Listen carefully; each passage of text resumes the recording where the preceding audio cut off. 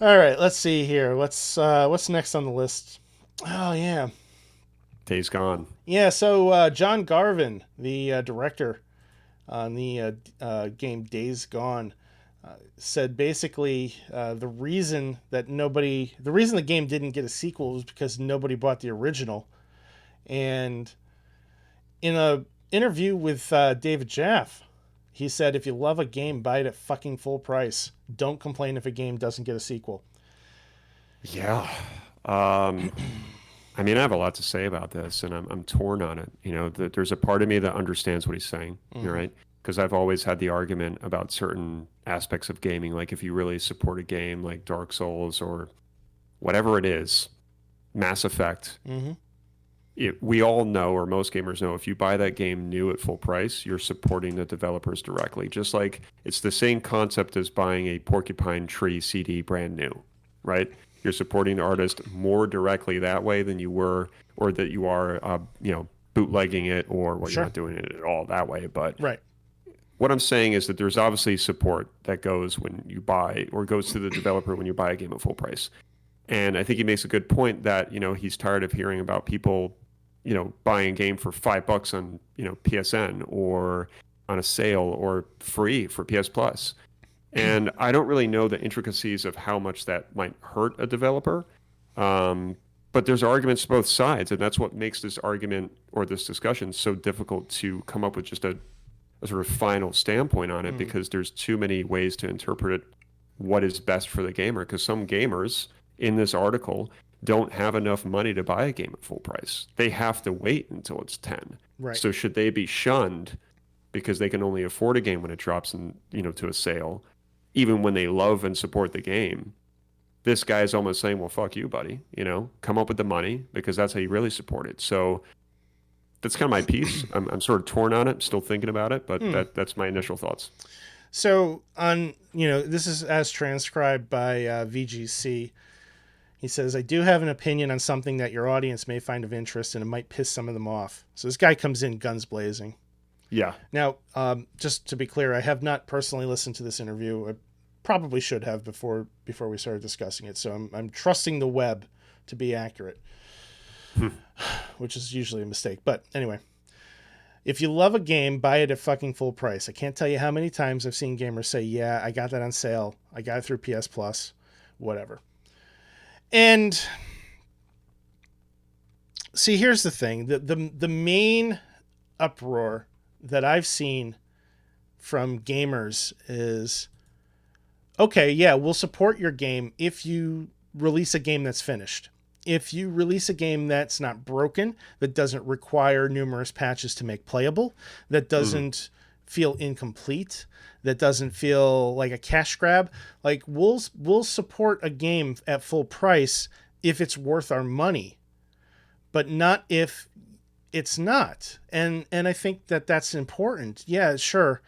Maybe it's disappointing to some people that Days Gone didn't get a sequel. Maybe the game had enough redeeming qualities to earn a sequel, but when it was launched, it was not critically acclaimed. No. I think people were talking about it, and then it came out, and then nobody talked about it. You're raising some really warranted points. And we live in a world where most people wait for a game review before they even buy a game. Mm. A.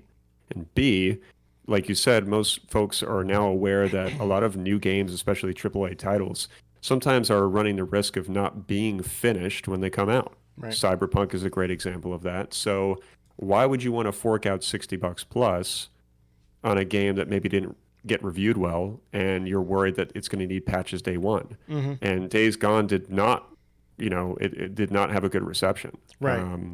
It was not reviewed well. I passed on it because I'm not into zombies, but also it had bad reviews. So, yeah, I mean, when you look at it from that side of the coin, it's Mm-hmm. hard to take this guy seriously and be like, well, you know what, dude? Like, look at the gaming world that we live in. Mm. How can you expect us to pay $60 for this when that's what we're looking at? John Garvin did go on Twitter to expand on what he had said, and he says, quote, "This is what I said. If a game doesn't make money, it's probably not going to get a sequel. That's a financial, marketing, and business fact. I can't believe this is shocking news to some of you. Also, I wasn't even talking about Days Gone. I haven't been at Ben's studio in 2 years. I told Jeff I don't know what they're working on. I don't know the financials. I was talking about my personal experience about how piracy on the PSP hurt me financially. What I could have added is that anything that doesn't make money doesn't get supported. Vita, anyone? Question mark. Again, I have no Mm. knowledge of the financials here. It's just common sense. Have you seen a movie that you love but didn't pay to see, then wondered why it never got a sequel? So you do you. If you don't like a game, if it's buggy, if you listen to reviewers' opinions, if you think games cost too much, more power to you. Just don't buy it on a sale a year later. Discover you love it and then wonder why a sequel never got made. Mm. And then, in the Twitter thread, there's some interesting replies. I find that people that tend to follow figures like this tend to agree with their statements. So one of the people that posted is like, IGN says bugs are not allowed. Also IGN, Days Gone 6.5, Cyberpunk 9.0. And that's a valid complaint.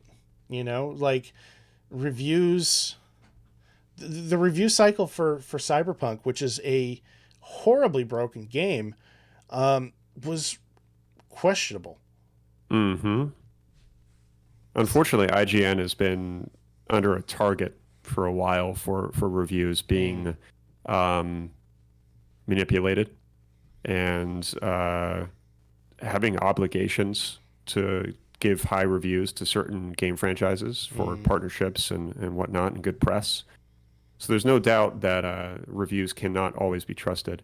And I think his statement, now that you read it on the air, it's hard to get angry at that, because there's a lot of truth to what he said there. At the end of the day, it's kind of like what I said before. This is a business, Right. whether we want to believe it or not. It is like anything. If something doesn't sell well, it is less likely that it's going to get a sequel. And that's, I mean, you can even take Bayonetta 2, for example. A lot of people love to talk about how that game would have never been possible if it wasn't for the Switch, and there's a lot of truth to that. And it's surprising that it even got a sequel because the first game, I mean, it's bizarre as hell. It didn't do that well, but it got one. So it was out of luck and it was out of Nintendo believing in them. So it can happen. But most of the time, if something is not received well and it doesn't earn a lot of revenue, it's going to be in the dark for a sequel potentially.